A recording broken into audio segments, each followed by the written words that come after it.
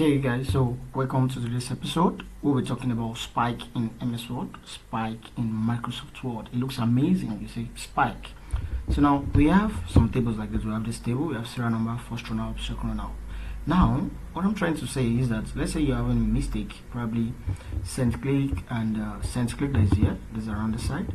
It's not supposed to be there. Akin is not supposed to be there, and Shola Brent is not supposed to be there, and same thing with Adishola San and the likes. So now, on a normal ground, if you were to use Ctrl plus X, which is cutting, you can only cut one thing, or probably you highlight the major thing you want to. You can't pick it one by one. So that is why we have Spike. Now, how do we perform the Spike? Let's say I want to remove this. You select what you want to remove, and don't forget you press Ctrl F3. You get it? So Ctrl F3. Then after that, let's say I want to remove this also. You select and press Ctrl F3. Let's want to remove from here also, Ctrl F3, and also Mercy Ben, for example, Ctrl F3. Now everything has been removed. Now I can paste everything where I want. So how do I do that? Let me scroll down. Let's say I want to paste everything here.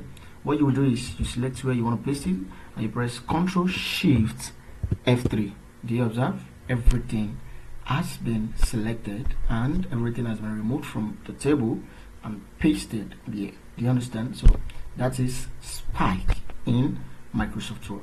See you in the next episode. Thank you.